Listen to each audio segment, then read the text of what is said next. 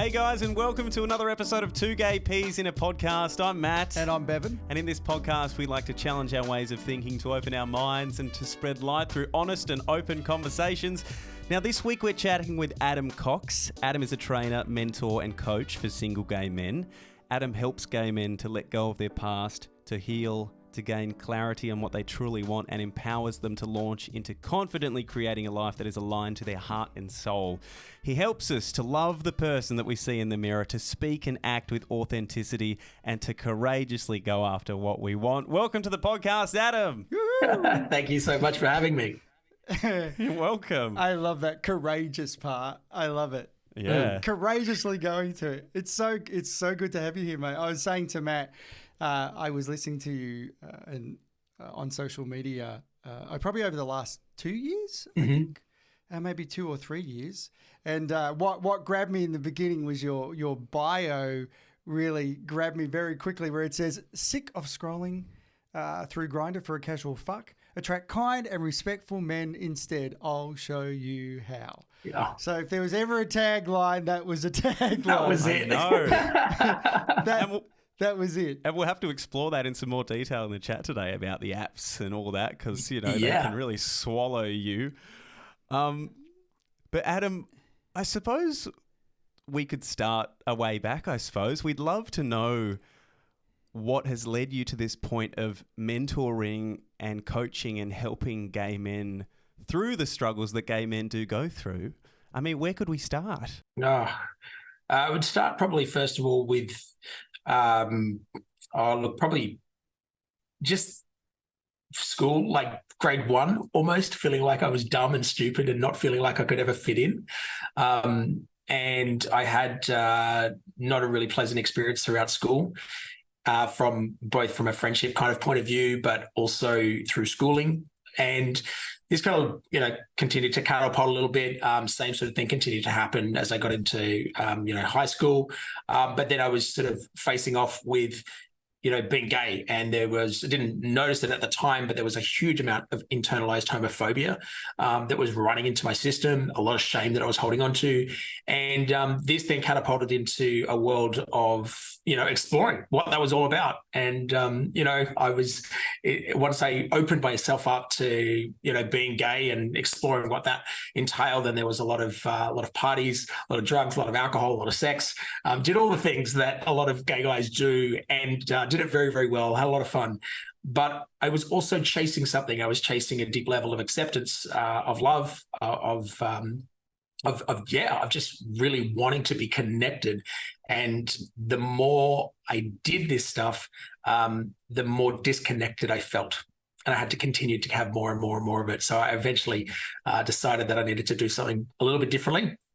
So I had had a 16-year career in health and fitness. So it started there, and had quite a bit of an ability to be able to teach and train and instruct people, through health and well-being, and was quite obsessed, I guess you could say, around human behavior as well. Like, why did they do those things?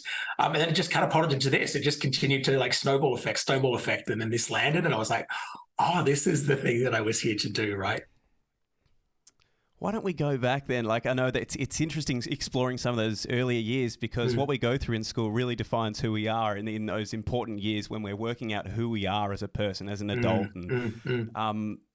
Of course, I'm sure both, I mean, you didn't come out till much later than me, but going through school was a really hard time as a gay person. It was shit. For Adam's point, I grew up in country Victoria, and it was just pulverizing for me. Yeah, pulverizing, and I relate to that. Growing up, feeling just like a square peg in a round hole. Yep. Really struggling to fit in, and trying to work out, needing to edit myself massively to find some sort of acceptance while going through high school and primary school too. Do you think you knew who you were, Adam, or were you denying it? Were you putting on the face that you wanted other people to see that wasn't really who you were? Were you acting? Look, this is a really deep topic, because yes, I was, and I can see that every single person in this world is also acting. I see that, we have all grown up with our own story, our own version of it. We have both, what has come through from our parents or our guardians, or lack thereof for some people, and then for society. And we flicked into this world with this thing about this is who you should be, and this is what you should say, and this is what you should do, and this is what you should not do, and this is how you behave, and all these things. And at a really, really early age, between 0 and 3, there's a lot of programming that happens. And we're taking all of this information, and we've already created an identity. It's not our real self. Our real self has been squashed for the identity to fit in. And so all of us go through life to fit into this identity, and realizing that we're so disconnected from ourselves. We're not happy. We're doing all the things that people tell us should make us happy, but we're not. So then the discovery of self didn't actually happen until it started to happen, I guess you could say, probably only 5 years ago, when I started to peel away who I wasn't. I wasn't the motivational guy, and I wasn't the party dude, and I wasn't the gay man, and I wasn't all this. I was so much more than that, and they were just layers of masks that I'd put on in order to fit in. And I've stopped describing myself from labels and really allowing myself just to be a little bit more present and courageous in being truthful and authentic in my life. Yeah, labels are shit. Labels are shit. They are shit. I love hearing that. Yeah. Because even after I came out, and I was a late bloomer after 30, and I was married to a woman at the time and then left, I still, even as a gay man, wasn't living as an authentic gay man. Even then. And you've explored that a lot, and the things I read that you post often are talking about, getting to obviously loving yourself, finding yourself, and instead of drawing on the community to thinking, well, this is what I have to be as a gay man, this is what I'm going to become, I have to do all this. And that took me a long, long time. And I've said to Matt, just the previous parts of before we met, I was really going through that, reinventing or understanding my authentic self, even then. And that was at 47. That was at 47. Yeah. And there's always layers, right? Like when I think I've kind of peeled by that, I'm like, oh, there's another one. Right. And it doesn't stop, does it? It doesn't. And I think that's kind of the beauty of it as well, because the labels are essentially just language. It's only a way of communication. It saves us having to say, well, I'm, a man, or, I'm a human being with a penis that also likes to sleep with other human beings that have a penis. Like, even man is a label. Right. So, human being is a label. It's like all of these things are there. So linguistically we can communicate, but when we engulf ourselves into the identity of like, this is who I am, it can be really hard to break away from that, because, if I just use like the example of what we see, the subcultures or the genres within the gay scene, for example. You have, say, the twinks or the muscle guys or the daddies or the bears or all of those sorts of things. It's really hard to break away if all of a sudden, you're say you're a bear type, and then all of a sudden you go and get fit and healthy, and then you become some muscle guy. They're like, oh, what are you doing? You've left us. It's kind of like you've gone against the fold. So you're kind of betraying, but you're not, because you're looking after your own self. Yeah. So those sorts of things are playing out like everywhere, even within the gay community. And that's why it's so important to recognize, yes, the labels are there both for ourselves and within the community, but also we are so much more than that. So much more. Yeah. It's hard not to get caught up in the superficiality of it sometimes. And, I'm only 31, and my entire dating life has been online on the apps. I've never known life in another way. Yes. And it's been really hard to think, like, which category do I fit into? Which one am I? Because maybe I want to be that, but I look in the mirror and I'm not that. I don't look like that. So what am I? I'm like, Matt, you're not a muscle, Mary. It's okay. I don't think I'll ever be that. But it's so right. It's the labels that are shit, because I can be one thing today and I can be a different thing tomorrow. Yes. But if you force yourself into a box, you don't allow yourself the beautiful joy that you can change and evolve, right? Exactly. And it's, they're not bad. They're not they're not good, they're not right, they're not wrong. They're just there. And if we can separate ourselves from these labels, from these identities, then we allow the presence of who we truly are to really shine through. And that essence is the magical form of connection between two human beings. Yeah. We talk a lot about presence on this podcast. We've done a whole episode on it, which, you know, with wonderful Penny, which, it's a really good thing. Yep. Adam, was there kind of a catalyst for you when you were having lots of sex, you were drinking a lot, drugs were a part of your life? Was there this catalyst that came when you realized that this wasn't sustainable anymore and there had to be more?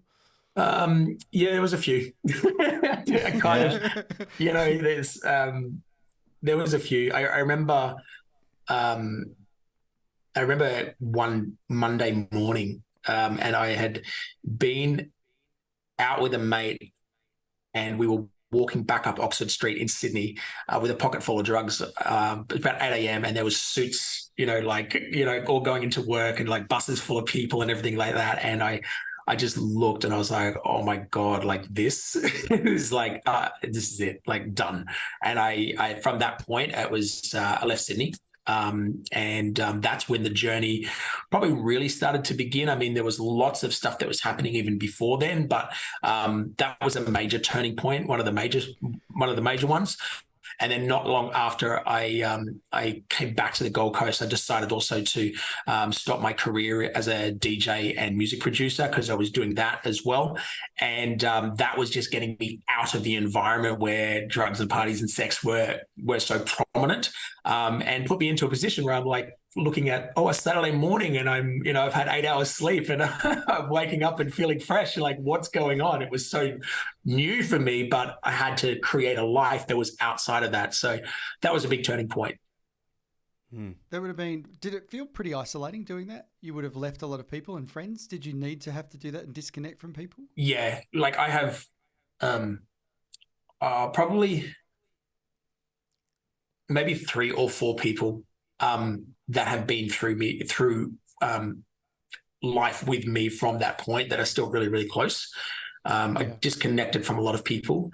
And naturally, sometimes I did actually have to, have a hard conversation, but a lot of the time I just stepped into this role of, especially when I start talking about spiritual stuff and talking about connecting into self and, letting go and all these things. And naturally people are like, he's not the guy that I once knew. It's like, I'm used to seeing him naked, but not having this sort of conversation. Exactly, right? Yeah. It's like, yeah. I went on this little journey just in my 30s, and I pursued a lot of bodybuilding, and I ended up very unwell in my head at the end of all that. To the point, dysmorphia. I had the dysmorphia of my body, and I could get anyone to a point that I wanted in bed at that point, believing that was the game, the aim of the game. Yeah, right. Yeah. Yep. And had that notoriety and everything, but I was so depressed, so lonely, and even during sex, feeling so disconnected. It wasn't funny.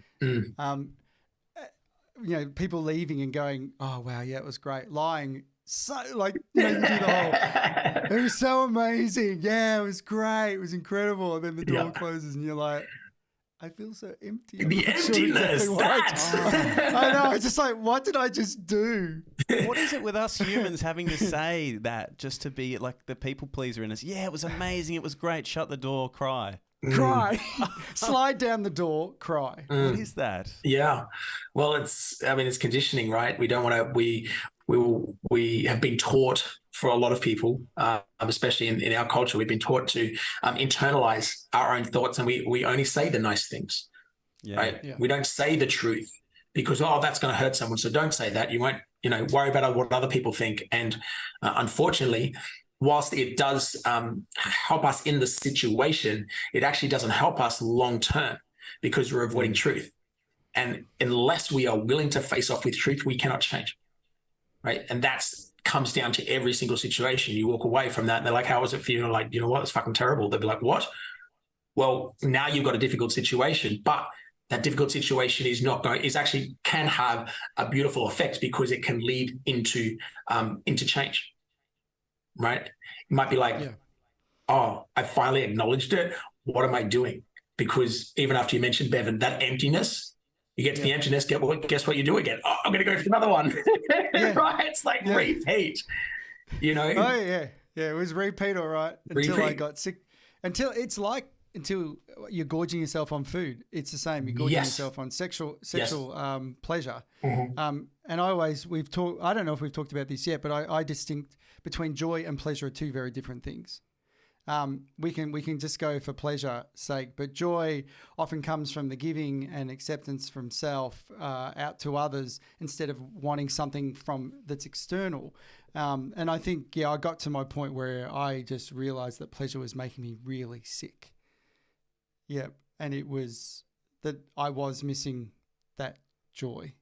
Yeah, I had no joy at all. Had a lot of admiration, had no joy. Yes. A lot of admiration, but no joy. Yeah. Yeah. I went through this moment, Adam, in my late teens when I was really struggling with myself.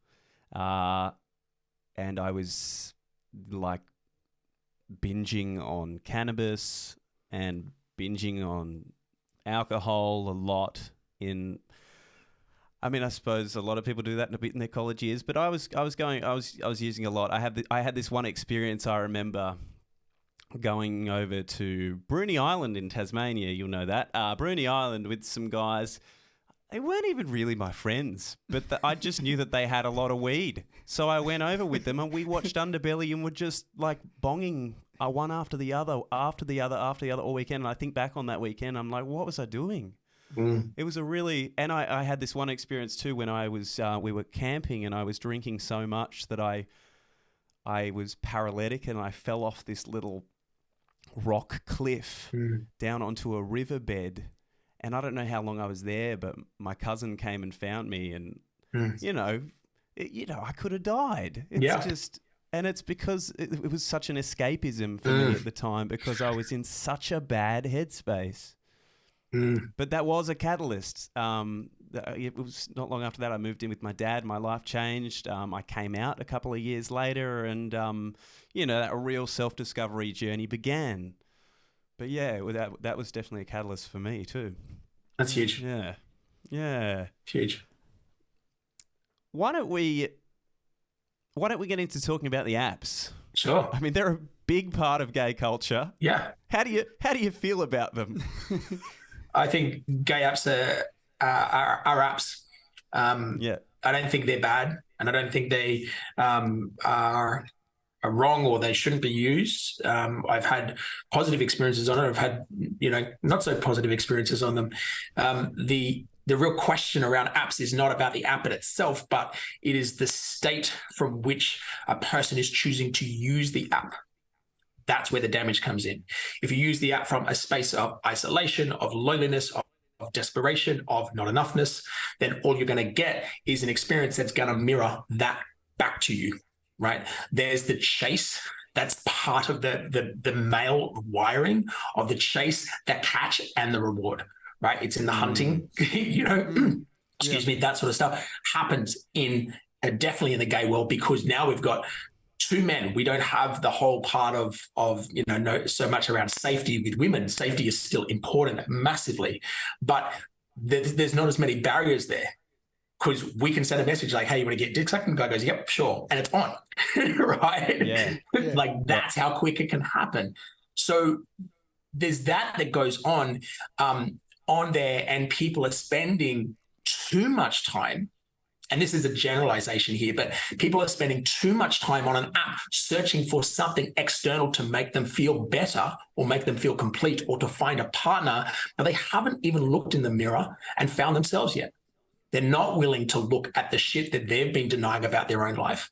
Maybe they're unhappy with the way they look and feel or their health. Maybe they're in a job that maybe even pays them really well. Maybe they have this beautiful, lavish lifestyle, but deep down they are feeling a little bit lost and lonely because they've put 10 years, 15 years, 20 years or more into a career that's not actually soul fulfilling, that's a big issue, right? Maybe they've still got previous things that have happened in the past, whether it's been from relationships with a parent, relationships from an ex, that has just been like, okay, that's been and gone.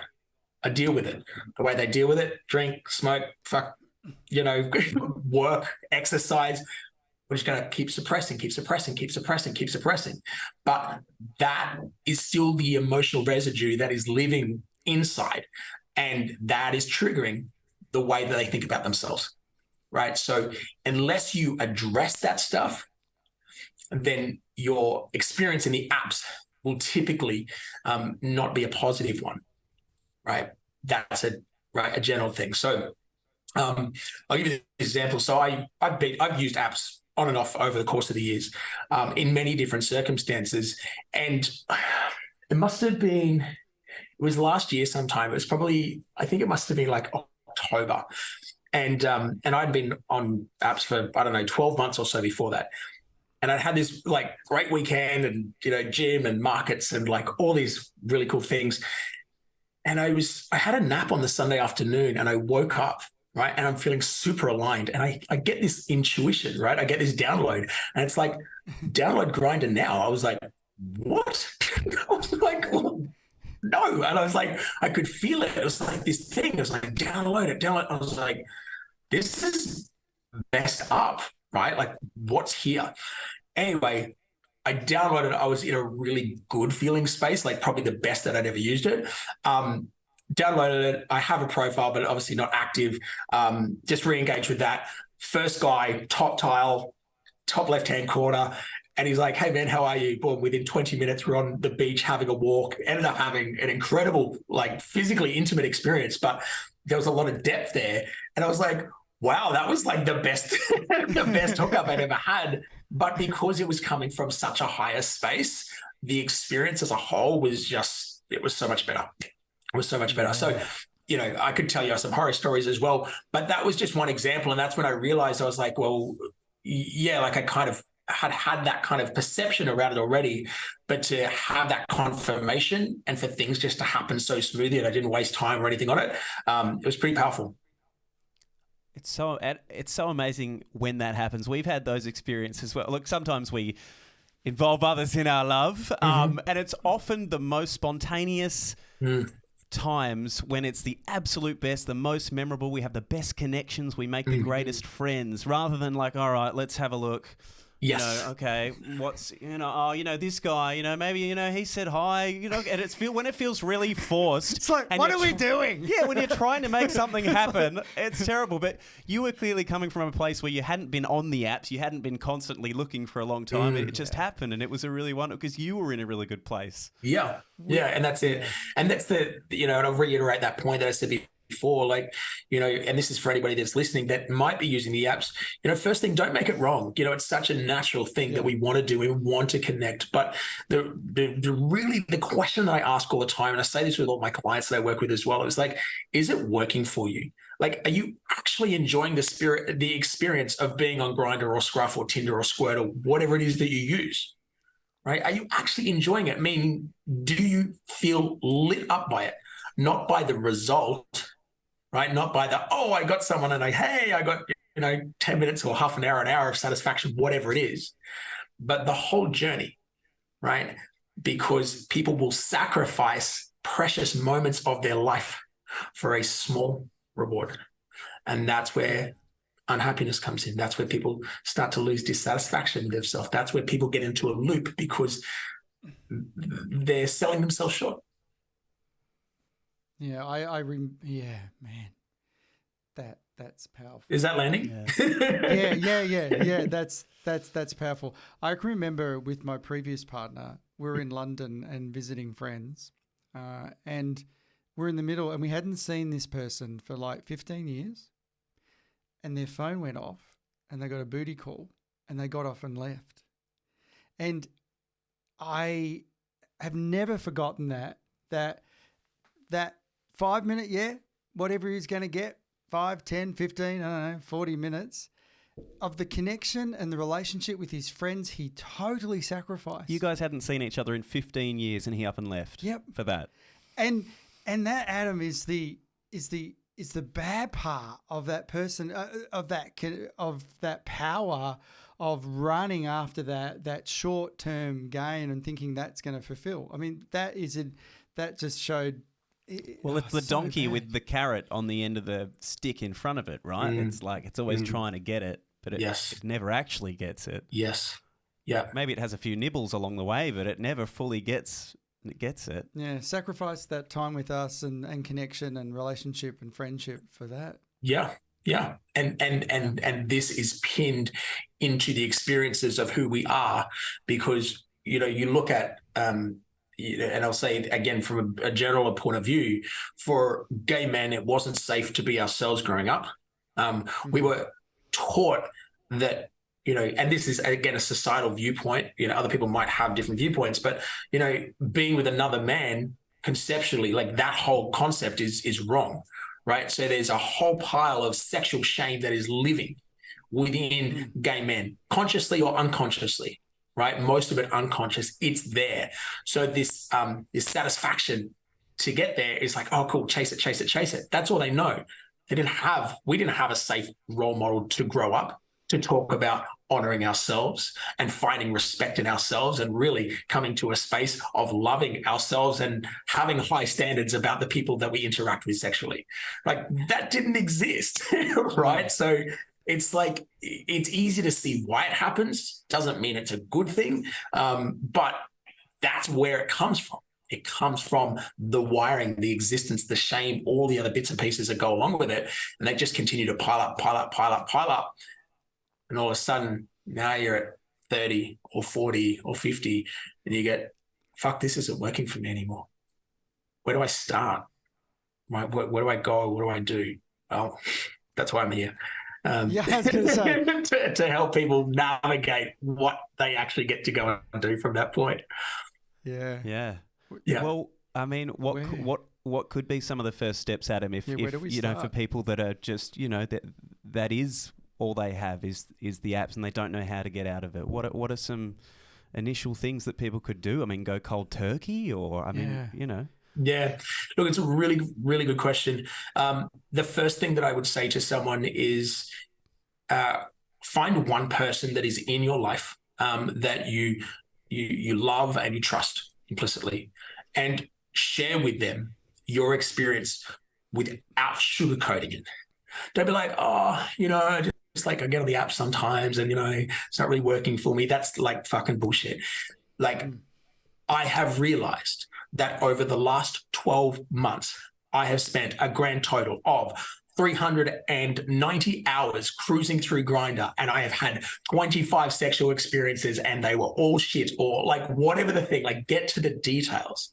And I'm really struggling with this, and I'm going through a process to change, right? That's the thing to say first, because that in itself is going to lift a huge weight, right? When you share the load with somebody else, pardon the pun, when you share the load with somebody else and you can trust them and you can talk openly with them, it just means no longer do you have to internalize it. You can be like, yo, this thing happened, or, I did it again. Okay, cool. Like, it's all good, but now you're not alone, right? That's step number one. Step number two would be, find some support in that. If you're feeling that you still want some support, definitely find some support. And there's lots of different options available. But I guess the third thing is, there is a process of disconnecting from what is not working, right? So in this case, you could say, hey, yes, delete Grindr or Scruff or whatever it is that you're using, delete that. Okay. What are you going to do with that time? Because now you have emptiness, right?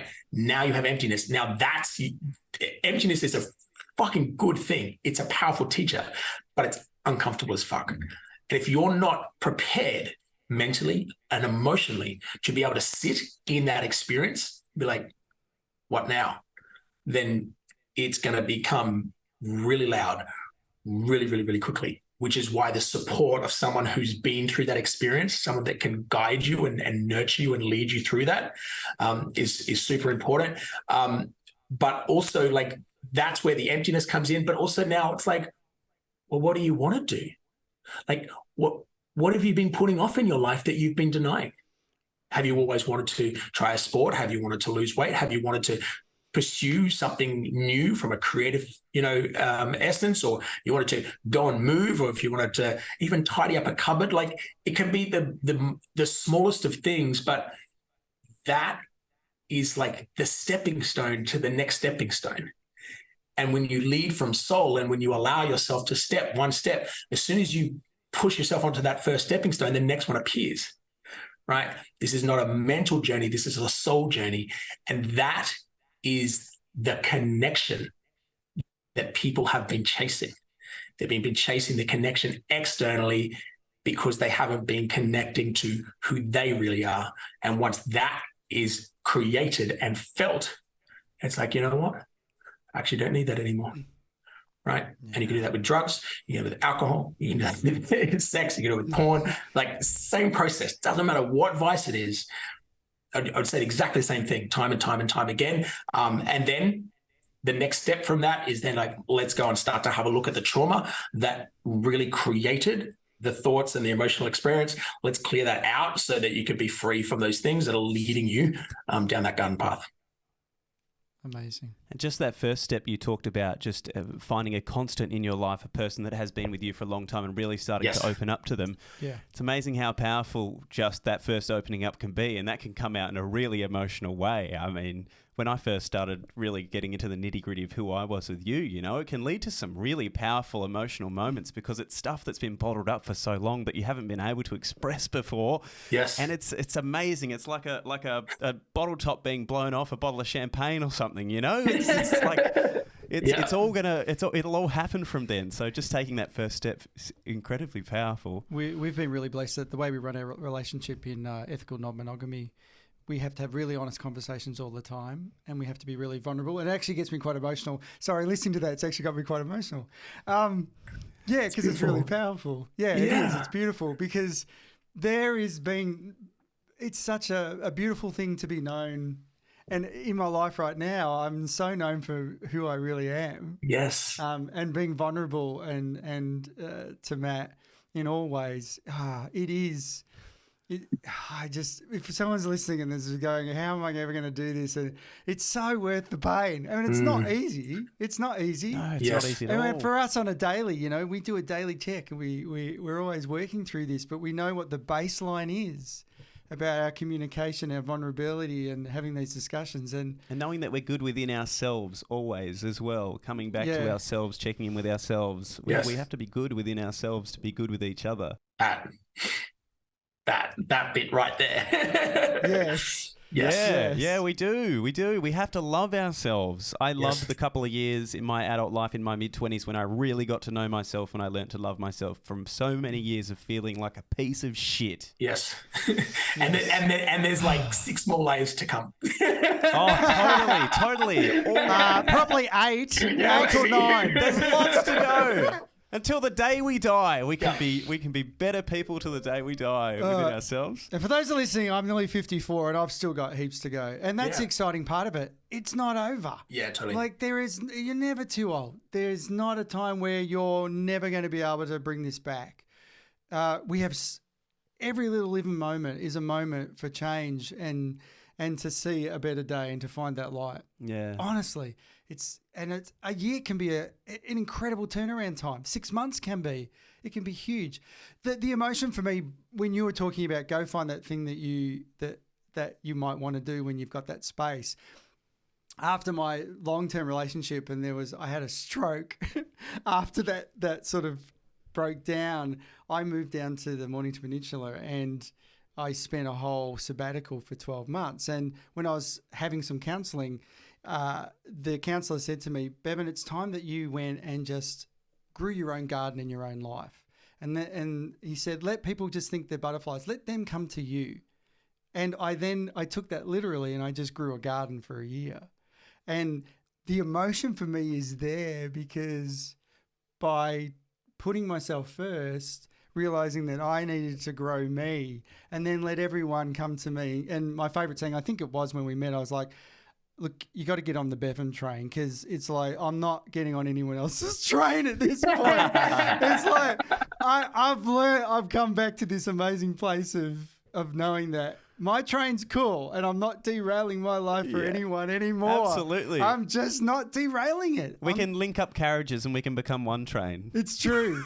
Because we met on Scruff originally. We did. We were also a bit of an anomaly there, Adam, because in Tassie at the time, not a lot of people. Well, it was like you and 10 other people, was it? Yeah, not heaps. 2 people. And because Bevan was in like southern Victoria, Yes. I picked him up really quickly. And Bevan's really good with words. Bevan is an incredible writer, and I really love what you wrote on your profile. It was deep. And we were lucky because we got to know each other 3 months before we actually ever met in person. So we'd FaceTime and we really got to know each other. And I'm so thankful that we did. And we pulled things back. We thought things were going somewhere, and then we pulled it back a little bit. We just weren't ready. And there's an age gap too. So those... Yeah, we also struggled with that. I struggled with it a lot. Yeah, and I had my rules going, I'm not going to be dating anyone under 35, and why would I be doing this? And he was 26 at the time. Uh-huh. Yeah, and again, it was that we just left it for a while, and then we went on a road trip together. And as platonic mates, and 8 days later, it was not platonic. No. But it was a great lead up to getting to know each other and being really honest with each other. And you were just blunt. You were always very brutally honest about what you felt you wanted in a relationship too. You were definitely landing in who you were, and I respected that. And that's something really cool when you find someone to have that conversation with. And I think you wrote today that I was reading about if you don't do any of this, you can't have good conversations. I think you were saying about blocking people on apps. Yes. Yeah. Blocking people on apps. Can you talk about that? That was really good. A great read today about that. Yeah. So, so often it's easy, right? It's easy to do the block thing. Right, and that person's being an asshole, or that guy, just said something really sleazy, or he sent a cock pic or a picture of his bumhole or whatever, right? I'm just not into him. He didn't read my profile, block, like, fuck, I've done it so many times, right? Yeah. Right, and it deals with the situation, right? It does, and it's I'm not going to say it's wrong because it's not, but here's the thing that a lot of people don't get. Is that when you miss the opportunity to speak your truth, you're actually not bringing yourself into that fullest alignment, right? You get an opportunity to share, to be authentic, to be vulnerable, to be honest. And that is such a huge thing when it comes to meeting and dating guys, right? Because this is what we spoke about earlier. Oh, yeah, that was really good. Thanks. See you later. The guy goes, oh, should we catch up again? Let me get your number. And you give him your number. I've done that. And you have no intention of ever seeing him again, but you still give your number anyway. I'm like, what's with that? Right? Yeah. Again, that is the behavior because we're not conditioning ourselves to be fucking honest. So all that needs to be said is like, hey, man, thank you very much, but I'm not interested. Right? And if they continue going on, yes, block by all means, right? But be for yourself. This is for yourself. Really declare your desires, your boundaries, your truth, so that when you do meet and date a guy, you're like, they're like, what do you desire in a relationship? And you're like, bang, bang, bang, bang, bang, bang. Right? Yeah. Now the wrong guy is going to be like, freak out, run away. Good. Right?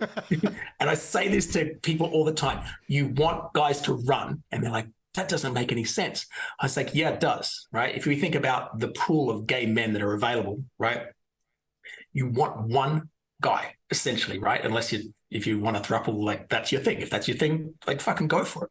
But you want one guy. So that means you actually have to, like, it makes far more sense to repel guys by being as honest and authentic as you can be, to clear out the stuff that has been holding you back, right? So that you can be present, so that you can be authentic, so you can be courageous in your truth. And you're like, this is me. And be the embodiment of that which you speak about, right? Alignment, be the embodiment. So when the guy comes in, he's like, you know what? Not for me. That doesn't, you don't even need to go on a date to figure that shit out, right? That stuff can happen like before a date. Fucking no sense to go on like hundreds of dates or even tens of dates. Have deeper conversations. You'll save yourself so much time. And the time that you spend not going on dates, you can actually spend on yourself. Like, what a fucking win. Right? So yeah, that's, I mean, different approach, but that's the part. I think when you are standing in your own power, in your own power, it doesn't matter. You don't do the old thing like, oh, they're really hot, right? I'll just see how it goes. You bypass that and go, nah, I don't need to. Nah, it doesn't align. Done. So you save yourself a lot. Where when you're not, it seems when I was not aligned, I'd be like, yeah, I'll just see how it goes. Yes, that. Maybe waste a whole night. Maybe. Yeah. Maybe it'll great. And when I met you, I just really felt aligned. And that's why I went, okay, he's young. I won't throw this away because I feel this alignment. Yes. And you were very much who you were. And I was being hormonal. One of the byproducts, which was a great byproduct, I don't think you can see it here, it was my scar that I had when I had my stroke. They had to operate on my carotid artery. And it was a sure giveaway when I went on a date, right, that there was something wrong. I wanted to lie and say I was in a knife fight. Yeah. And, I got knifed. But it pushed me straight away to be very vulnerable and be very real. And if the guy got up and walked away, save me time. Exactly. Yes, I had a few people that couldn't deal with it and just went, whoa, nah. Fine, perfect. Yeah. Perfect. Not that I'd want everyone to have a scar on the carotid artery, That's but hey. That's I as someone that loves you and loves all of you, the fact that someone would look at your scar and say, "Oh yeah, no, I'm good." And that's honestly, like, and that was literally the words. To do. Well, that was literally the words. Fuck. Yes. Yeah. And for anybody that's listening to this or watching it, I guess you're putting this up. I don't know where you're doing it. Yes. But like, this is the thing to really catch. If someone is unwilling to accept you as you are, right? And we're talking about not just the part that you deem worthy of showing to the world, but all of you. Well, number one, that person's not for you. Number two, they haven't even gone to begin to look at those parts of themselves because they are still holding judgment and criticism about the parts in their life that they think are wrong. So they're going to hide it, right? They might not tell you, they might not be lying to you, but they'll squash it down. They'll downplay it because they are sitting in a space of non-acceptance. And that is a very dangerous place to build a relationship upon. Right? That suppression, that hiding, right? The best thing that someone can do is be like, yo, here's my fucking red flags. Like bang, bang, bang. Oh, okay. The next question is, so what processes have you gone through in order to, create change from this? You're aware of it. That's great. What are you doing about it? Right? I can go and meet a guy easy. I have absolutely no problem with him talking about anything. I'm like, cool. And what's your process? Like, how do you deal with that? Right? If someone can meet that with honesty and take ownership and responsibility, I'm like fucking instant heart on them. Yeah. It's so sexy. God, it is. It's so sexy. A man with an open heart and that's a turn on. Now that is intimacy because it is connection at the deep level of truth. It's not connection to cock or ass or abs or chest or arms or whatever it is that you find sexy. Yes, that's beautiful. Casual sex, fuck, I'm for it, right? I'm for it. But also, are you using that as a tool while you neglect another part of your experience? That's the question, right? Over and over and over again. Doesn't matter if it's sex, apps, porn, overworking, over exercising, like all of these things, over social. People like, social event every single night of the week because they can't be alone. Watch that. Yeah. That's the thing. So we could go on, but I'm going to leave that point there. But that's that's lots of self-neglect as opposed to just self-love, which is what you want people to discover. And yes, have you, Adam, would you be able to talk us through any situations with people that you've worked with and maybe how far they've come and maybe some examples of... Yeah. So before I started working specifically with gay men, I had the, I guess I do say privilege because she was a really good friend of mine, working with an incredible woman who was super successful with what she was doing. She was young. She was out there partying all the time. And she just had like, she's gorgeous, right? This is hot. And she would just champagne and cocaine, like that was her MO, right? And she was seen and made, fucking, I don't know how many thousand Instagram followers that she had, but she was just, popular. And she came to me with all this stuff that was going on. And on the outside of her life, everything looked like fucking perfect. Inside, she was an absolute fucking mess, right? And so the first session, I remember her sitting down and she's like, oh, I've got this dinner on tonight. I don't want to go to it. So why not? She's like, I feel obligated. I said, interesting. I said, who's winning out of that? Because what do you mean? And I said, well, who's winning? But if you go to this dinner tonight, are you winning or he's winning? She goes, he is. I said, nope. I said, no one's winning because you're not winning. So if you're not winning, you're going to actually be doing a disservice to him by showing up.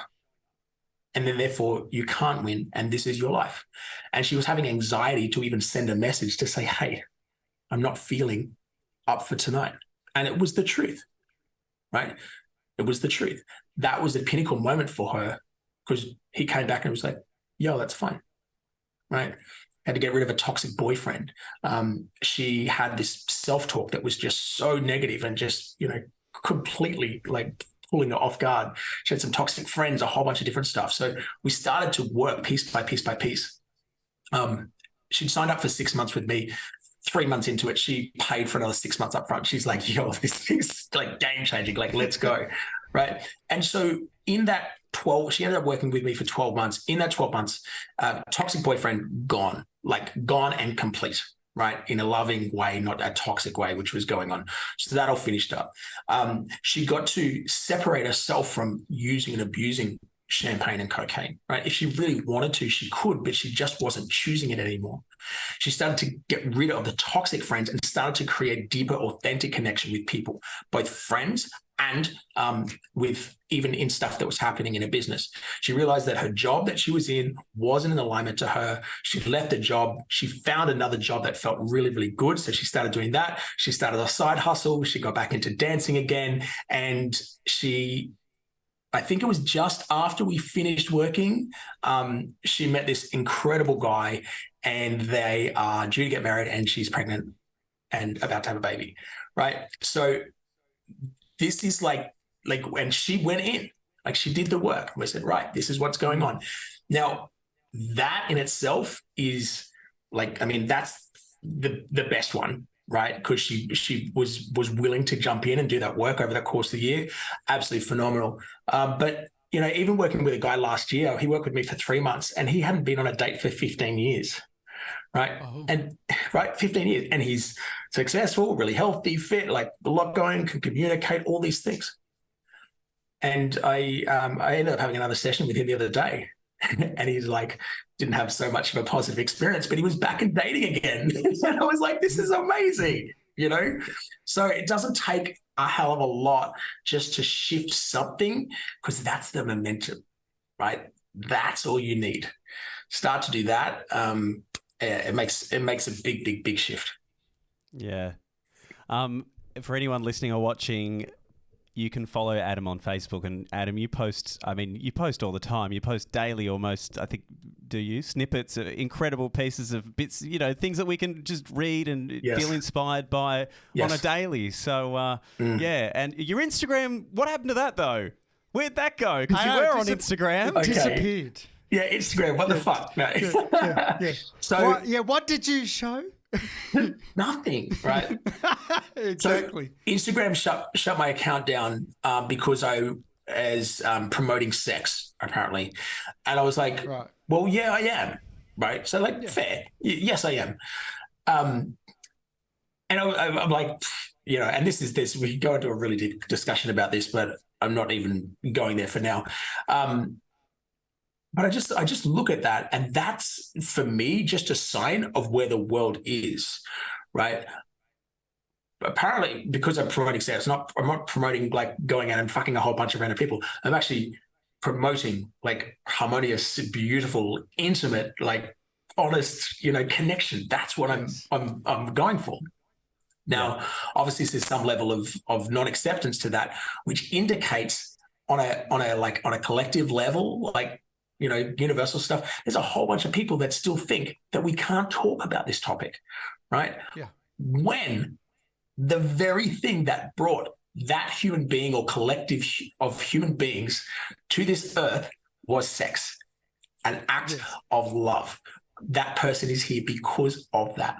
And now we have been taught to shame the very thing that creates life. I mean, what the fuck is with that? It's right? bullshit. So it's such bullshit. I haven't decided whether or not I'm reconnecting, but it did give me some space to kind of think. And YouTube channel is going to be operating very, very soon, and there's going to be more stuff happening there. I feel a little bit more of a freedom of expression there. Amazing. And this is under Magnetic Man? So Magnetic Man is like a little Facebook group that I run for gay men, just to get some support. We do some chats and a whole bunch of other stuff in there. The Magnetic Man's there. Uncaged is an 8-week journey where it's just basically helping people let go of the past, letting go of who they think they need to be in order to fit into the world, in order to get liked or loved or accepted, or to get sex or to get money or whatever else, and to really shine through and to be confident in sharing who they are, right? Expressing who they are, going through that poet. Because, and I kind of touched on this at the beginning, with attachment to who I think I need to be to fit into the world, we'll only ever meet other people who are also at that level, right? We're going to go ego to ego, or identity to identity, whatever name you want to put it onto it. And you'll match with people like that. You'll create more or less a codependent relationship because both people are really suppressing who they really are. When you start to peel back those layers and you start to come through, this is the uncaged journey. Now your vibration, your energetic signature is at a much higher frequency, and that love is a pulling force within the universe, right? And that just brings people together.